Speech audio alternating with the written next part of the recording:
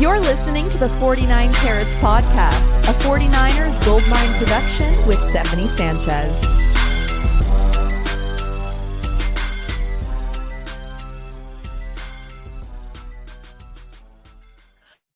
What's going on, everyone? Welcome to another edition of the 49 Carats podcast. I'm your host, Steph. It is Thursday, January 25th. The 49ers have begun practicing for their week in preparation for the NFC Championship game on Sunday, and we anxiously await the status of Deebo Samuel. We did get some updates Wednesday, and joining me to talk all about it is Rob Stats Guerrera. How you doing, Rob?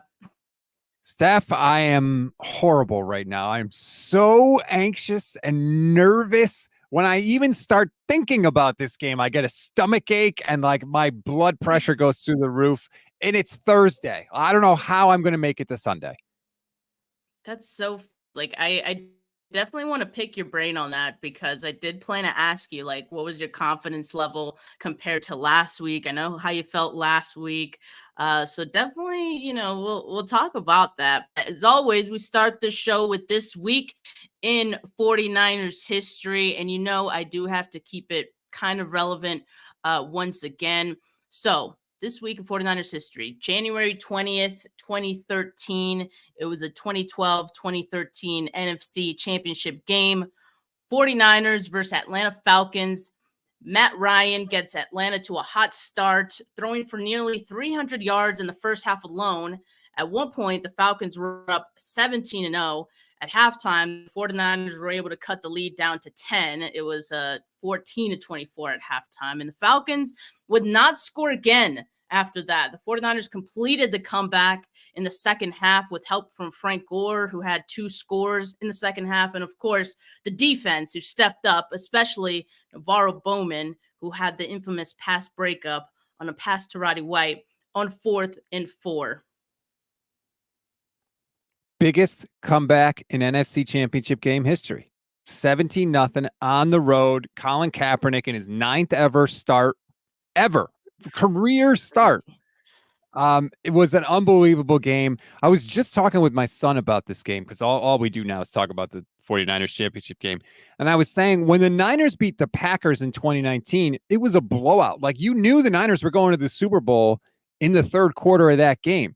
But that game in 2012 was the complete opposite. We didn't know what was going to happen until the very end, until that pass was broken up. It was a completely different feeling. My wife has a picture of me just leaping in the air, high-fiving my best friend, just because I was like, holy crap, we're going to the Super Bowl. And I'm completely off the ground, like just pure elation. It is such a weird feeling knowing that on Sunday, we're headed for either extreme happiness and joy or absolute misery. And it's only one of the two. There is no other feeling that we will have after this game on Sunday. And that's why my stomach is all twisted up right now. Yeah, I think I'm telling myself that I'm mentally prepared for any scenario, including a loss, of course. And I don't think I am. I think I'm just trying to tell myself that, but no, it would be catastrophic, I think, for the 49ers and for us fans to have to go through that again. So please don't 49ers. But I don't know if you remember, Rob, but in this game too, Michael Crabtree almost screwed it up because he had a goal line fumble, I believe, kind of late in the game. It might have been in the fourth quarter. But ultimately, the defense, like I said, they stepped up in that one and they forced the punt on the other side. So that was good. But it isn't a coincidence that I chose, a Harbaugh era history tidbit today, because yesterday we found out that he's the new head coach of the Los Angeles Chargers. Rob, how you feel about that? Harbaugh back in the NFL. I like it. I always like Jim Harbaugh. I think he's an interesting character. I mean, speaking of the Lions, remember when he almost got into a fight with Jim Schwartz when Schwartz was the head coach of the Lions? He's interesting. It will not be boring with the Chargers. I'm happy to see it. I hope he does well. Not too well, but cool to see Jim Harbaugh back. I'll be interested to see if he tries doing the same stuff. Because I remember talking with Joe Staley last year, and Joe, as like this kind of stuff. Or no, like the motivational, like the who's got it better than us. The remember he got the bus driver shirts, the blue collar shirts for everybody. Apparently he did the same thing at Michigan that he did with the 49ers. Like Staley kind of implied that like he's sort of like one trick pony. Like he's got one kind of message that he delivers, and then it kind of, he doesn't really change it too much. And since he never stays very long in any one place, he just reuses it over and over again. So it'll be interesting to see if he does it again. Different in college because, right, they wrote every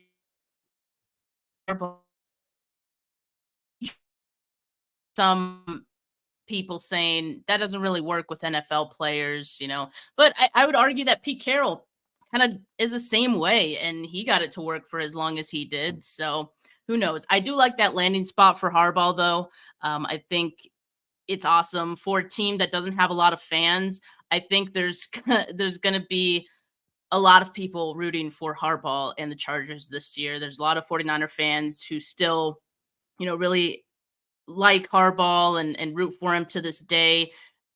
Many of which live in the, Southern California area. So who knows? Maybe some 49er fans will make the trip to some of those games, as well as some Michigan fans. So I think it's good for the Chargers all around. I'm looking forward to seeing who he hires for his coordinators. Greg Roman is available, but his other 49ers counterpart, Vic Fangio, is headed to Philadelphia. We just found out that he is going to be Philly's defensive coordinator going forward. Now, I know Fangio was, they said they parted ways, right? Dolphins and Fangio, but really, they let him go.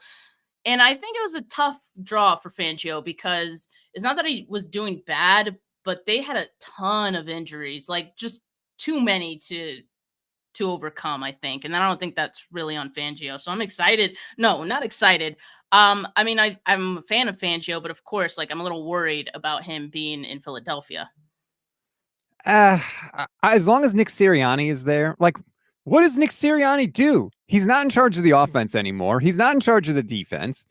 They literally asked him in his press conference, like, what do you do? And he was like, well, I ensure that the culture is good. It's like, right now, the culture in Philly is horrible. So I'm not worried. Go ahead, Fangio. You do you. Every time you played a good offense, you got smoked this year. And let's see what they do at offensive coordinator, because that's still up in the air for Philly. So something to keep an eye on. But look, why are we talking about other teams? I mean, our team is in the NFC Championship game this weekend, and we got plenty to talk about there. So let's get into it. Of course, we've got some updates from Deebo Samuel. Well, not from Deebo Samuel, but about Deebo Samuel.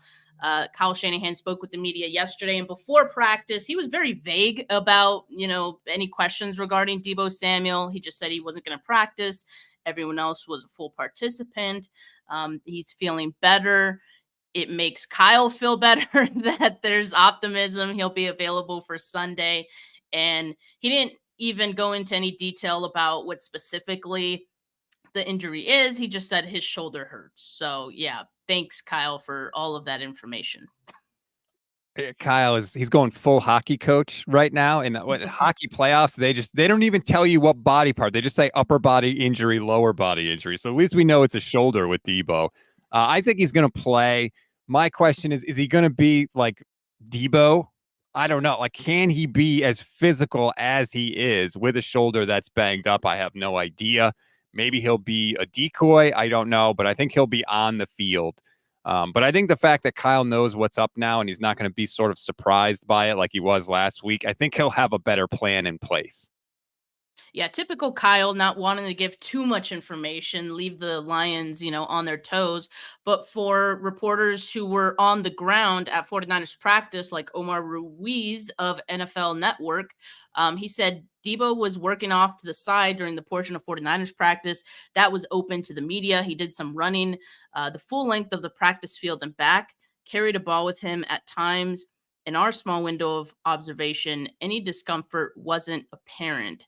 So that's good. I mean, like, if he can run with the football, because I know, like, if you saw him Saturday, like, he was kind of stiff with that arm, like, he wasn't really moving it too much. Now it looks like, he's running. It didn't look like he was uncomfortable. So I think that's a good sign. And the fact that he's feeling better, like 4 days after sustaining the injury, think about what 4 more days could do for him feeling better. And that's another advantage for the 49ers in this game. They have 1 more day of rest than the Lions did. And the Lions also lose part of a day due to travel. That's a damn shame, ain't it? I mean, look, the Lions, it's so funny listening to all the reaction because the Lions were in a 1-score game against the Buccaneers, who I think most people would have said are worse than the Packers. And the Lions also needed an interception late in this game to seal the deal. But when you hear people talk about the NFC Championship game, I feel like all you hear is, oh, the Lions are good. The Lions could do this. The Lions are going to move zones. The Lions have an offense, their offensive line, their running game, blah, blah, blah. And with the 49ers, it's all the ways they're vulnerable. It's Brock Purdy was shaky. It's really kind of interesting. And that's why I said yesterday that I think Kyle needs to push the idea that America doesn't want to see the 49ers win this game. America is hoping that the Cinderella Detroit Lions get in the Super Bowl to face the big bad Ravens or the big bad Chiefs. If I was Kyle, that's the message I would send to this 49ers team. Yeah, and I mean, if the Lions, the big bad Ravens face the Lions, it's going to be a big bad game in the Super Bowl because the last time those two teams went against each other wasn't even close. I guess you could say the same about the 49ers, but I think they would compete a little bit better the second time around than the Lions would. I want to address this comment from Technic Chic. Says, heard from a reporter that while Deebo did not practice, he was off working on the sideline. So yes, he didn't practice. I do want to make.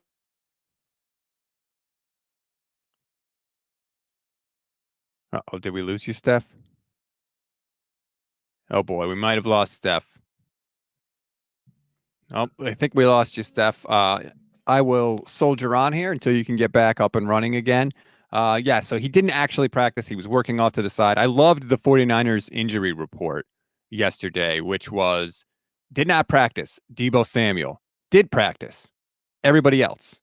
Like, that's a pretty crazy injury report. Now, obviously, Cleveland Farrell is not included in that because he's out for the year on IR. Talanoa Hufanga is not included in that. But still, all things considered, at this point, the 49ers are still relatively healthy. Steph, are you back?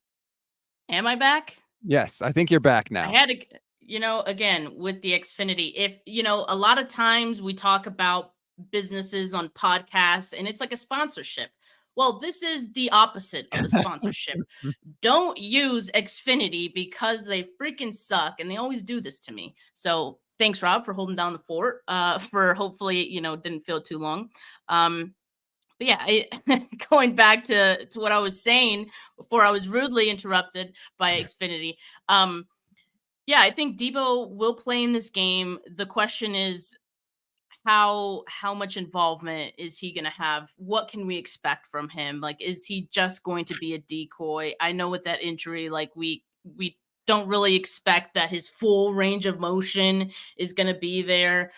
So that could be tough for him as far as like, catching the football and things like that. Maybe even blocking, like even that could be hindered by this injury.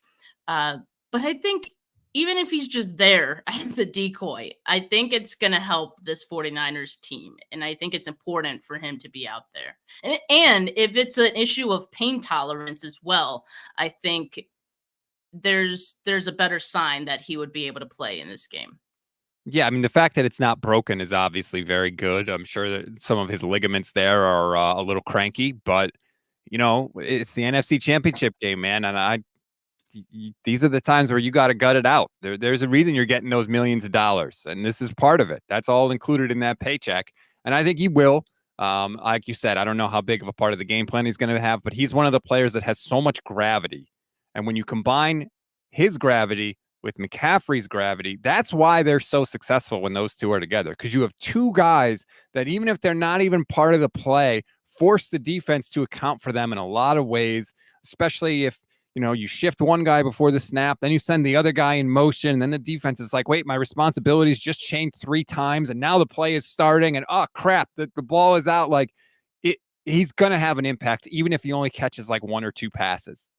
Yeah, exactly. And so, Rob, assuming that Deebo Samuel suits up, and maybe he's a decoy or whatever.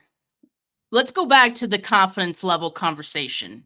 Okay. You said at the top of the show you're nervous about this game, but is that just because it's the NFC Championship game and this is a big game, or is it because, oh no, it's the Detroit Lions? The Lions part of it scares me in that if it's a close game, I have way more confidence in Dan Campbell to handle the situations correctly, handle the clock properly, handle fourth down properly. I have more confidence in him than I do Kyle. I mean, Kyle just butchered that end of the first half last week. It was a hideous handling of everything. And he sits there after the game and says, well, we had a big play drawn up for Brandon Ayuk. It's like, well, you can't make everything come down to one play. Not when you have the ball with 1 minute and 19 seconds left and 3 timeouts in enemy territory. You can't just say, well, we didn't hit this one play, so we had to settle for a long field goal in the rain. But that's what scares me. It's more the fact that the 49ers shortcomings can hurt them against anybody. It's not specifically the Lions that makes me nervous. Yeah, and Kyle Shanahan was specifically asked about, the Lions and Dan Campbell's aggressiveness. And, pretty much Kyle just said it doesn't change his strategy at all. Rob, can you see the slide? Okay, cool. Because I can't. I'm on my hotspot right now. Okay, do you want me to read it? Yeah, you can just read parts of it or just the highlights. So Kyle was asked if it changes his strategy. He said, not much. You prepare for it. When it's third down, they might have 2 tries, a lot more than other teams do. But percentage-wise, they're willing to go for fake punts and all that stuff.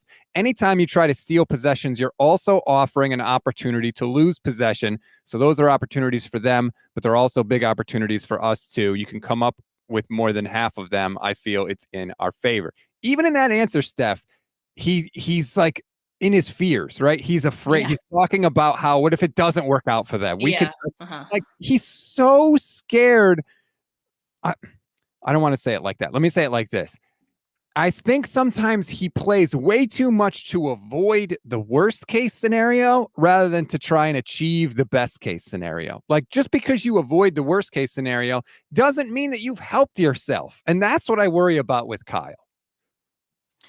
I mean, he isn't wrong, though. There are those times where we've seen opposing teams be aggressive, go for it on fourth down, try, fake special teams play, and it actually ends up working in the 49ers' favor because they're able to stop it. And lo and behold, the momentum goes to the 49ers. Like, we've seen it on the other side and it not work out for the other team. So, I mean, I don't know. I think he has some reason, but I guess, like, if you're going up against a aggressive coach, I would like to see that energy matched a little bit as well, especially, as we're mentioning, and the game is important as this one. But it seems like Kyle's going to stick to what he's been doing, and maybe be more on the conservative side, whether Rob likes it or not. Killing me. You're killing me, Kyle, because perfect example.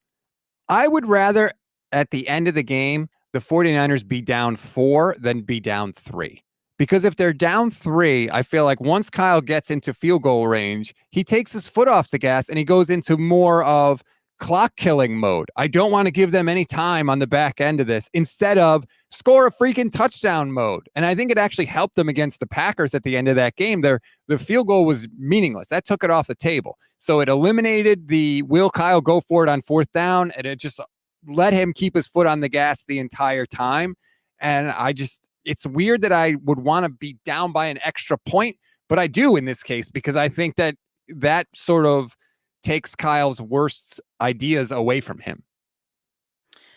Now, this comment from Rick Diaz, he says, I think the 49ers defense is going to come out smoking. What's your concern level on the 49ers defense? Because I think we all acknowledge they didn't really play how we expected in that first half against the Packers, to the level we've seen them play before, and we're expecting them to play after, a really long break. So how are you feeling about this game? The Lions are a very potent offense. The Lions are a potent offense, but I will say that I think, all told, the 49ers gave up 21 points on Saturday against the Packers. And if you go back and look, a lot of the Green Bay's biggest plays were plays where the 49ers defender slipped and fell down and got himself out of position. Obviously, I don't think they're going to have to worry about that this weekend. Right now, the forecast looks clear. It looks like it's going to be, 65, 70 degrees.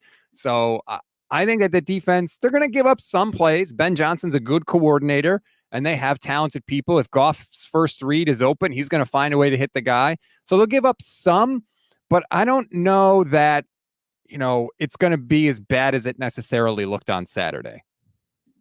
Yeah, and I think what looked bad mostly was like the running defense, right? And Kyle Shanahan acknowledged it's not good enough. Nick Bosa spoke with the media yesterday, also mentioned setting the edge is a big point of emphasis this week. And one thing that Kyle mentioned is like the Lions, they're gonna run like no matter what. At some points in that game against the Packers, despite the run working for them much of the game, it felt like they would kind of abandon it at some points. And I think what Kyle is saying here in this quote, regardless of who they play, they stick with the run. They're not going to do that. They're going to stick with it. So if you're giving them success, that can be a recipe for disaster, in my opinion. Now, as far as setting the edge, I think we're all looking at Chase Young because he's been the one most susceptible to not setting the edge. And I think like Bosa kind of mentioned, talking to the guys, doing that. I feel like he probably had a little one-on-one with with Chase Young this week. And I think the thing most concerning with me about Young is like it looks like a lack of effort much of the time with him, or just like lack of discipline, maybe both, which is concerning. Like if you can't step up for the playoffs, you're showcasing yourself as a free agent as well after the season is over. If you can't step up for that, then I don't know what to tell you. It's a little concerning to me. I think we're seeing why Washington was willing to let him go for a comp pick. Let's be honest. Like he has not been the impact player that we thought we were going to get, especially after that first game when he got the sack. And it was, it was like, okay, we finally have an answer to opposite Nick Bosa. He just hasn't been it. He hasn't been. The search continues for a pass rusher that's consistent opposite Nick Bosa, and a guy that can set the edge, like you said. I don't expect it to change. Like you said, it should have changed already. It's a playoff game last week. Like it should have changed if it was going to change. I don't think suddenly Chase Young is going to say, okay, now I'll do it. And that's frustrating because they need that. And obviously with Cleveland Farrell out, he's the guy. He's going to have to be the guy. And I don't think he's going to be. Yeah, Clinton Farrell on injured reserve now, so there's no chance for him to come back in the playoffs. So it's going to be Chase Young from here on out. Now, one interesting thing I wanted to point out, Kalia Davis, 49ers defensive tackle who had a high ankle sprain a few weeks ago, he was placed on injured reserve. They opened his practice window yesterday, and I think that's interesting. And I'll tell you why, because I feel like with Chase Young maybe not playing to the level that they expected, with Eric Armstead being back, maybe they kind of mess around with the lineup a little bit. I don't know. Maybe they give Kalia Davis some opportunity inside, assuming like he does get activated at some point before the season is over. And then maybe you can have Eric Armstead on the outside. He definitely would do a better job at setting the edge, but just an interesting thought that I had once I saw that news. Yeah, it's a tough decision because the Lions are banged up. I think their left guard is going to miss this game, and the replacement, I think he gave up like 6 pressures in 25 snaps last week. Like he really struggled. Now, part of it was because he was facing Vita Vea, who's awesome. But yeah, like Armstead can be a disruptive force wherever you put him. So I don't know. Maybe do you put him outside if you think they're going to run, and you put him inside on passing downs? I don't know. But it's an interesting choice the Niners are going to have. Yeah, definitely. And I do want to talk about that injury to the Lions offensive line too. Yeah, Jonah Jackson, their starting left guard, is going to be out. That's already a for sure thing. And so it is going to be Coyote Awosika who is going to be starting in his place. At least I would assume so, because any other time that Jackson has been out, he has been the guy to fill in, as he did last week as well. And you see the numbers here, right? In true passing sets, He's giving up 15.1 pressure rate compared to Jackson's 10.4. And yeah, I was also looking at his numbers from last week's game. 30 pass blocking snaps, and this is from PFF.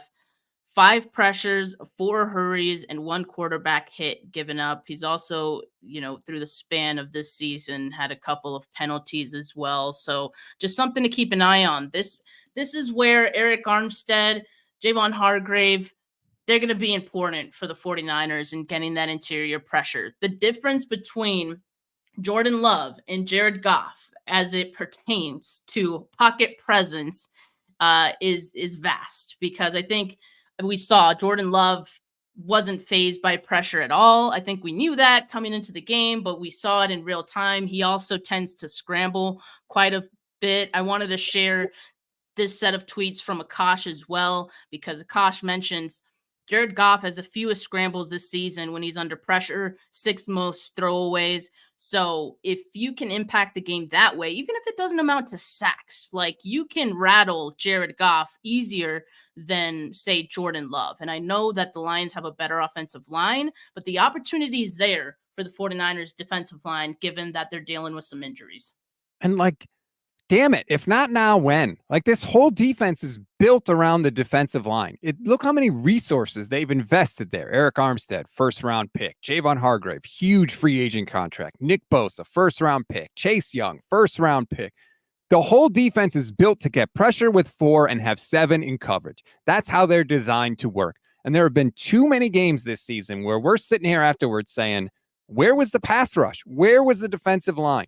It's now or never, man. If you get pressure on Goff, he's going to retreat. He's going to turn into a shell of himself. We have seen it in the 9 games he's played with the 49ers. Nick Bosa literally said it yesterday on the podium, which was kind of stunning to me. And they have the people to do it, damn it. They could shut this thing down, even if it's only for a couple of possessions. If the Niners get the ball first and they go down and score, if that D-line can just get some pressure and give, a 3-and-out on the Lions, and the Niners get the ball back, a chance to go up 2 scores early, that is massive in the game. It doesn't have to be an all-game thing, but if they can just do it a couple of times and the offense can capitalize, you tilt the entire game script in the 49ers' favor. Yeah, I agree. And Nick Bosa's comments kind of reminded me of his comments before last season's NFC Championship game about Jalen Hurts. He kind of had similar thoughts about different quarterbacks, but just the confidence that you kind of heard in Nick Bosa. Oh, if we just do this, the game will kind of come to us. And I wanted to share that video. Let's see if it works, because my internet right now is a little iffy. But let me throw it up here. Yeah, I think he is the same guy. Not saying he's played great in LA and he's played great with Detroit, but the key is obviously getting pressure on him.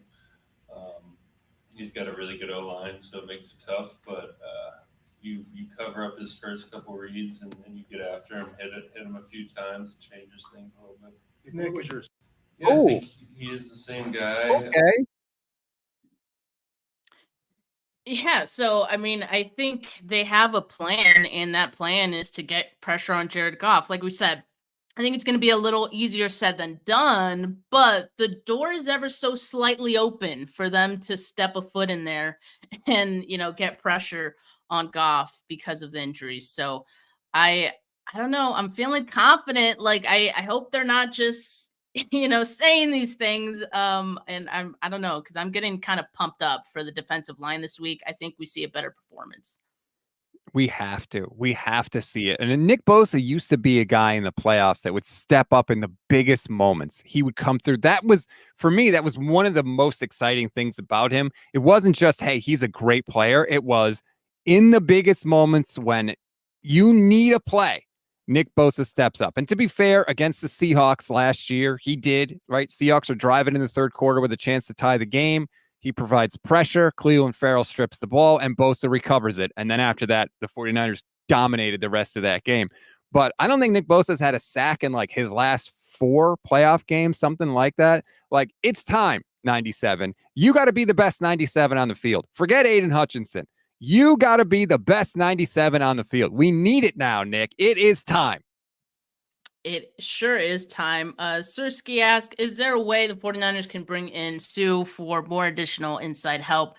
I mean, Sue was someone we kind of mentioned like weeks ago. Yeah. I think that ship has sailed for the 49ers, and I don't know if he even joins any contender at this point. It's kind of late. I was actually surprised to see Zach Ertz join the Lions this week. It's so far into the journey, but yeah, I think the 49ers are pretty much set. That's where I think like Kalia Davis potentially can come into play if, he's ready in the next week or so.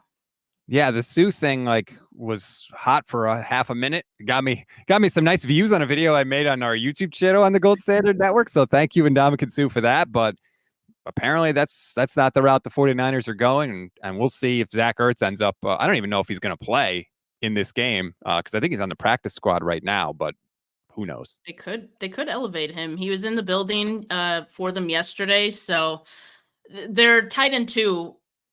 Something Wright. I forget his first name, but Brock Wright. Okay, so he's out, and that's why they brought in Ertz. So out of necessity, they might activate him for this game. And there's some familiarity there because I believe their tight end coach used to coach him somewhere down the line. So yeah. We've kind of been mentioning it this entire time. The time is now, right? And Brandon Ayuk fittingly closed out his presser yesterday saying the time is now, the time is now, the time is right now. That's it. It feels like, and it better feel like, the 49ers have a different feeling in this game because this is back where last season ended for them. And it's kind of like, okay, now we know what we got to do. We made it here. We've been talking about it all season long. Now it's time to put up or shut up. So I'm getting that energy. I felt like I was getting it last week, but like I said, they came out a little flat or like little flatter than we expected. Credit to the Packers, I guess. But what are you thinking about, the quotes that we're seeing from this team? Like, are you believing this team that they're motivated to get the win this time around? I loved all the quotes, and Fred Warner got to the podium, and he I'm pretty sure he must have watched my show yesterday with Grant, because what I had said during that show was, it's been a really long time since we've seen this 49ers team at their best, right? We always say if they play their best, they can beat anybody. But we haven't seen their best really since the Eagles game. And I loved that Fred Warner got to the podium yesterday and said, the time for, hey, we've got a lot of stuff to clean up and we'll get them next time and we can improve. The time for that is over. It's over. There's no more time left for that. It is bring your best right now when your best is needed. And they seem to recognize that. Now we have to see if they can go out on the field and actually execute that. And hopefully they can, because for the 1,000th time this year, if they play their best, they will humiliate the Lions. It's not even close. The Lions at their best are not close to the 49ers at their best. Yeah, I agree. And just the fact that earlier we mentioned, hey, it was a really close game with the Bucs last week. So I think if the 49ers are at their best, which I think we know clearly they were not last week, and there were a number of factors that I think played into that, the 49ers should be able to have one of their favorable game scripts. Like I think there's that possibility in this game. And I know, Rob, you're nervous about this game and whatnot, but I don't know. I feel more confident, or okay, maybe not that's not the right word. I feel less worried going into this game than I was in last year's NFC Championship game. Yeah, I think so. I think last year's Eagles team was really freaking. Yeah, they were dangerous. Yeah. Yeah, and I don't think this Lions team is as good as that Eagles team. We never got to saw the game last year. That was the weird thing about last year. I talked earlier about how we're either going to feel really good or really bad at the end of Sunday. I didn't even feel that bad last year because I felt like we didn't even lose. Like it was like this such weird circumstances that it was like, okay, like it didn't hurt as much as it would have hurt if the Niners just got beat. Well, we're not going to face that this year, knock on wood, or pray to the gods, or do everything that we have to do. So we are headed towards that kind of feeling.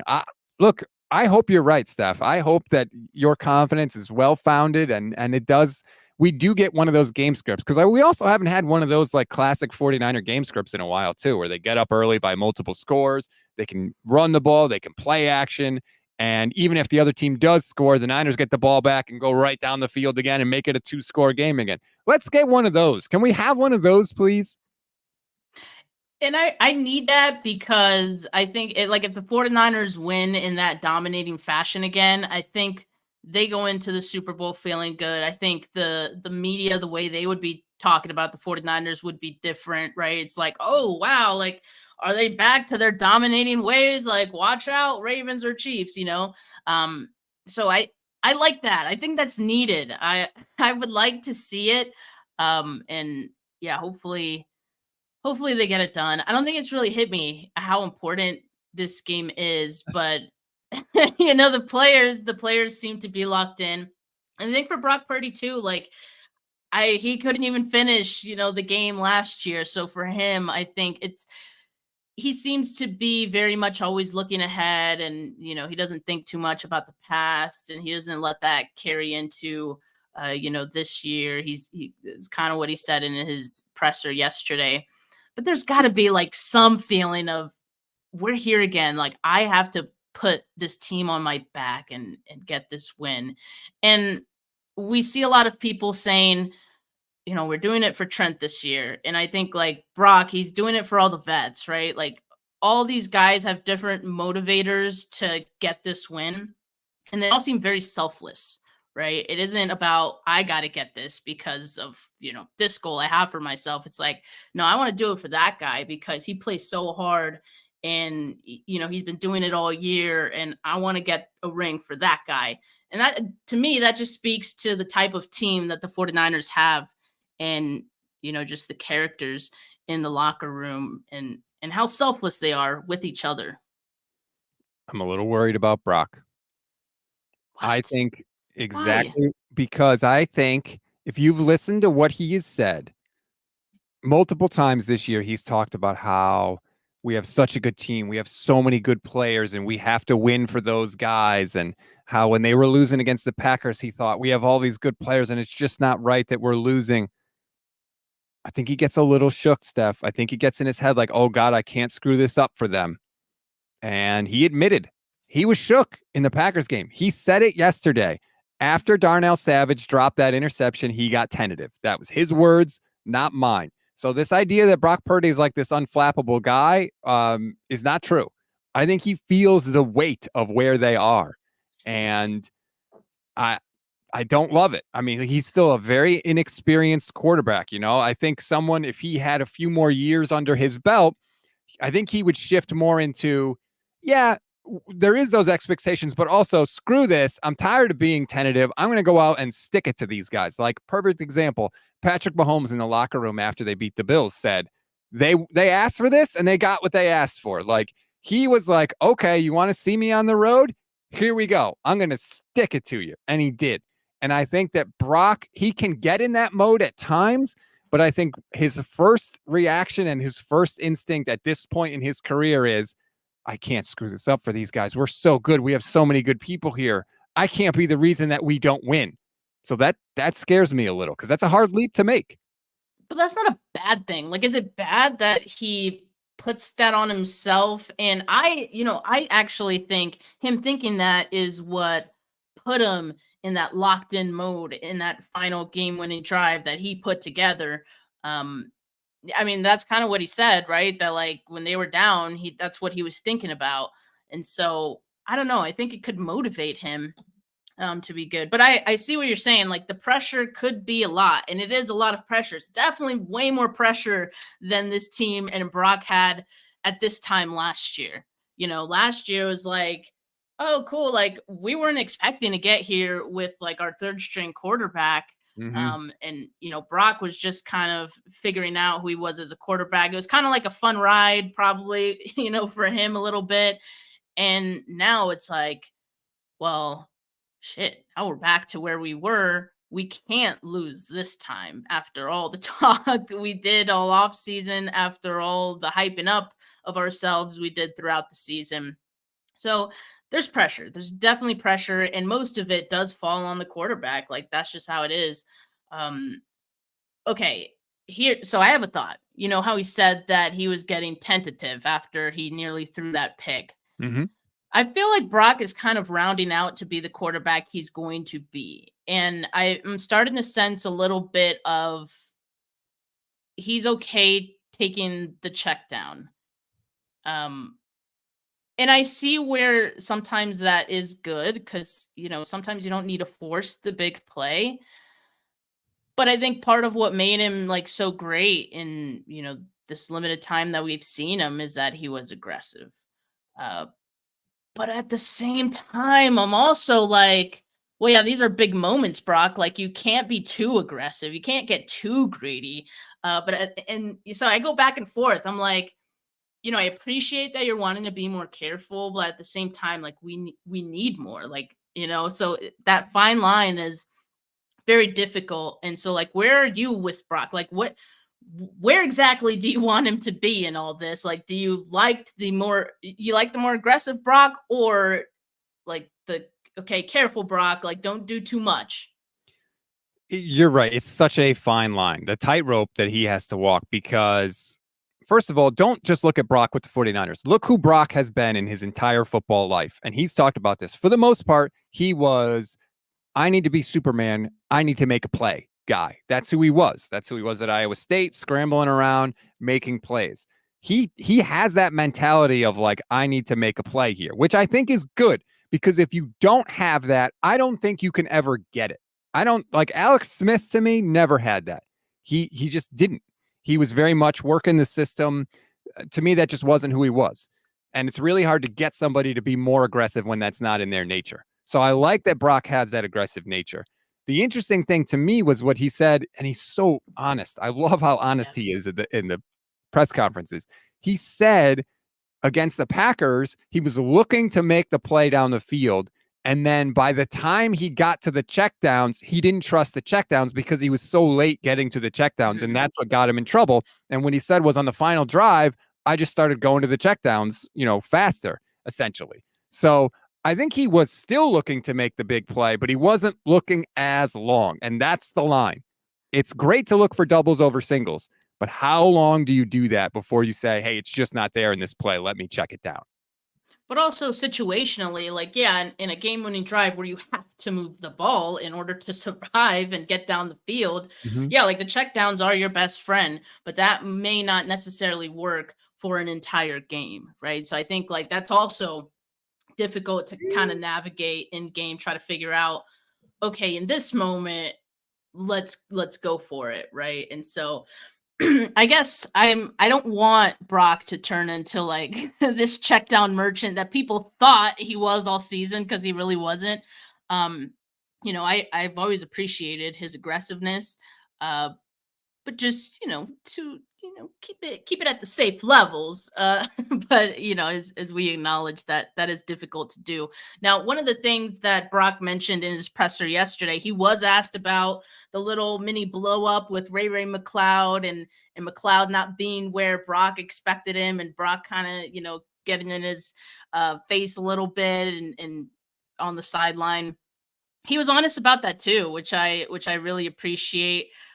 And I think that's so difficult for like a young quarterback to go up to a veteran player like McLeod, guy that's much older than you, and tell him like, you're wrong, like you should have done this and that. And I know Kittle like mentioned, like, hell yeah, Brock, like, yeah, you tell those guys. I think that's how you earn respect from your players too, because as a quarterback, I mean, you do have a lot of ownership over the offense, and you have to be able to tell your guys, look, you were wrong here, and have those pep talks on the sideline and get on the same page. That's one thing that I think quarterbacks in the past, in the Shanahan era, maybe lacked, and that's one thing that Brock has that I think really helps him connect with this group of guys. I think that I liked Kittle's answer. Did you see Kittle on the Pat McAfee show? Yeah. where basically he was like, once that happened with McLeod and Brock got mad, and like you can see Brock yell at him, "What are you doing on the field?" Yeah. Brock kind of snapped in. And that's what I mean. I wonder if it was that moment where Brock stopped thinking about, oh my God, all this pressure, it's slipping away. And then he was just like, God damn it, people, let's go. Get where you need to be and let's stop screwing around and let's go. And then George said he kind of locked in. And then as we saw, Brock only ended up throwing one more incompletion in the game, which was the drop from Kittle himself. Otherwise, he would have been perfect the rest of the way. And yeah, quarterbacks in my mind, they need to have that. And it's nice if you can have it for the whole game too. And that's where, like, if he gets to that point where he can kind of control his offense in a way, like, I mean, Tom Brady is maybe an extreme example because, like, to me, Tom Brady always was like yelling. He is always yelling at his offensive line. That's a little much. But like, if you can have that type of, like, I don't know, energy towards your offense and be like, hey guys, like, we got to go. Kind of like Fred. Fred is the same way with the defense. And I know, like, the 49ers put out some clips that were, awesome of him talking to guys on the sideline and motivating his group. Brock could be the same way. And I feel like he's getting to that point. And once he figures out, like, hey, like, they take me seriously, maybe even more so if I talk to them about this and that, and, I command the offense a little bit more on this. It's different commanding the offense on the field versus like on the sideline after the fact. And you're like, hey, this is what we got to do, all these things. So I don't know. I feel like that's something we're seeing coming out of Brock. And I think it's really good, especially for this little stretch run that they're in. Well, we heard, right, that he told Kittle to shut up in the huddle that one time. Like, it seems like he's done it before. Yeah, that he's not afraid to do that. I think sometimes people forget that he's 24 years old. Like, he's a super young player. This is his second year in the league. He's going to grow into that, And I think that, honestly, I think inexperience reared its head last week with Jordan Love, who melted down at the end of that game. I mean, that throw that Jordan Love makes on the final interception, it's impossible to make that throw. He's running full speed to his right. He throws back across his body over the middle, 35 yards down the field. No one is making that throw. Not Mahomes, not Brady, not Lamar, nobody. And I think that's just inexperience from him, not realizing, hey, it's first down. We've got timeouts. We've got time left. Brock, to his credit, got better at the end of the game. And maybe that's because Brock does have a couple of playoff games under his belt, whereas Jordan Love only had the one. I don't know, but we're going to see in this game. I don't think Jared Goff is going to have that same inexperience. He's been to a Super Bowl before. He's 29 years old, I don't think he's going to play that same way. So it's going to be interesting to see the comparison between those two guys. Yeah, that's kind of what I was going to mention. Funny enough, we've seen Brock make those crossbody throws that have ended kind of horribly. But Jared Goff, yeah, he's been here before several other times. Of course, the 49ers have seen it several times. And I think that helps the 49ers, though. I know everyone's talking about this Lions team. The 49ers haven't faced them this year.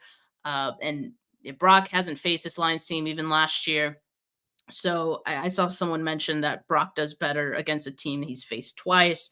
But Jared Goff, on the other hand, the 49ers have a lot of experience with.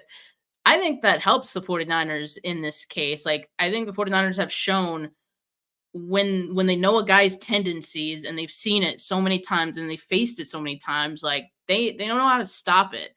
So I think it's going to be that for Jared Goff. But yeah, it's going to be interesting to see how this game unfolds. Rob, do you have have you thought about your score prediction? Oh, just score one more point than they do, please. Like, that's all we need, right? I think don't ask for much. Yes. I think that the 49ers should be able to move the ball down the field. If they don't turn it over, they should be able to put up 30 points against this Lions defense. I know that Aiden Hutchinson is really good, and clearly he has an advantage over Colton McKivitz, but the Niners have been dealing with Colton McKivitz all year. And it's not like Aiden Hutchinson is the first great pass rusher the 49ers have faced. So you can't just say, well, he's going to wreck the whole offense. The Niners should be able to run it against the Lions. They should be able to throw it against the Lions. They should be able to put up 30 points against this team. And if you put up 30 points in a playoff game, you should win it. I'm not saying the Lions won't be able to move the ball, but you can't give up 30 points if you're this 49ers defense. and I don't think they will. I think the 49ers will win, but I got Ajita. I'll say 35-21. 35-28. How about that? I like how we just like stick numbers to the wall and just kind of Yep. see what what sticks. Yeah, about Aiden Hutchinson, I asked people like, okay, what player are you most nervous about on the 49ers for this game? And then maybe the most interesting response that I got was, I'm not worried about Colton McKivitz because he's been bad all year. And I was like, you know what? Like, that makes a lot of sense. Like, the 49ers have survived games of Colton McKivitz, being bad. And, Brock Purdy can survive that a little bit. So I was like, yeah, that's a good point. And to your point, Rob, like, they've faced premier pass rushers this season, maybe more than they ever have this year. And I feel like the fact that the Lions have just that one guy to focus on, or the 49ers have one guy on the Lions defensive line to really focus on, Hutchinson, I think that helped. The Packers had a few guys you kind of had to account for, so you couldn't really like put all your resources towards one specific guy. I feel like the Lions different, with Hutchinson, you can chip him, you can do some things to help out Colton McKivitz. So I'm not as worried about that. Maybe I should be. I think he'll win some reps. But anyway, all that to say. Okay, so what did you say? You said 35. 28. 28. Okay. So mine is 33-17. Wow, you are confident. Okay. So yesterday I gave like another score prediction. I think I said 27-23, but I think you're right. I think the 49ers should be able to get 30 points with this team. So I definitely. Oh, here we go. What are you sharing here? Because I can't see it. The Niners honorary captain for the NFC Championship game will be Joe Montana, while the Lions honorary captain will be Barry Sanders. So the big guns are coming out this weekend. And I will say this, if we are just going to compare the playoff resumes of those two honorary captains, Joe Montana was a god in the playoffs. He never threw an interception in a Super Bowl. Barry Sanders was hideously bad in the playoffs in his career. Just, not for nothing, but those are the facts, and they are not in dispute. Screw it. Let's have them suit up, both of them. If Brock goes down, put 16 in. Dude, when teams do stuff like this, it's like you can't lose. You can't lose when Joe Montana is the honorary team captain. Like, you just can't. Okay, don't do it to us.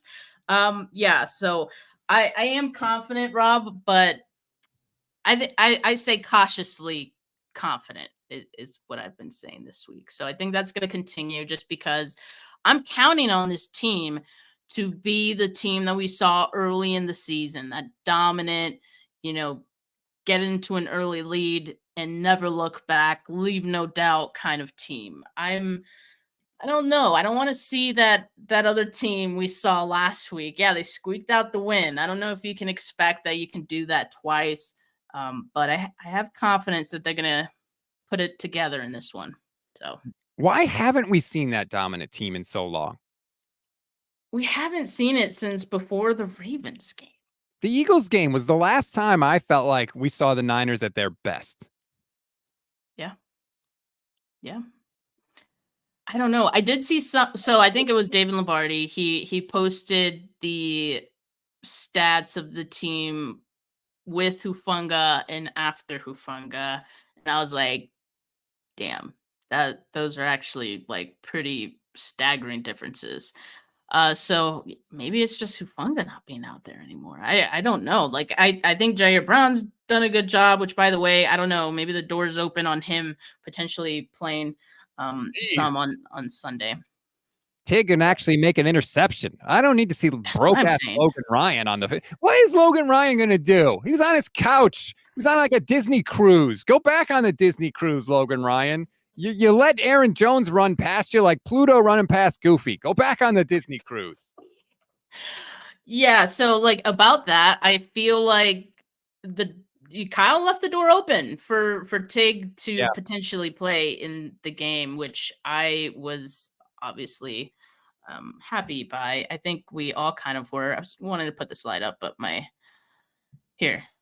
This was Kyle's quote on Tig. So to me, it sounds like he could play. He had a better week of practice. Again, practice is huge for Kyle. So maybe Tig coming out of that injury, practice wasn't so hot. So Kyle was like, I don't know. I'm going to stick with Logan Ryan. But now I think maybe feeling a little bit better about Brown. And yeah, he can get interceptions. This is the game against Jared Goff that you know, I think you play for the interceptions in this one. So we'll see. We'll see what happens. But yeah, like I said, cautious confidence for me this week. I'm excited for my preview tomorrow with Lori Fitzpatrick. Rob, what do you got going on for the rest of this week? So last night I was a guest on the Pride of Detroit First Bite podcast with Jeremy Reisman. That's up on our YouTube channel now. If you want to take a deep dive on the Lions, that'll drop later tonight, the audio version of the pod. And then also I'm streaming with Levin Black about an hour from now, or an hour and a half, live on the Gold Standard Network YouTube channel. And very excited, the QB school himself, JT O'Sullivan, is going to join me tomorrow on the pod. So super excited about that. His Brock Purdy breakdowns are just incredible. Yeah. So that's going to go up on our YouTube channel. That'll be a podcast as well. So we're pulling out all the stops before the NFC Championship game. Hell yeah. I love it. Playoff football, playoff content is just different. We're on a different level here. So make sure that you like this video. Make sure you subscribe, not just to my channel, but Rob's as well, Gold Standard Network, Steph 49K. But for now, have a good rest of your Thursday, folks. Peace.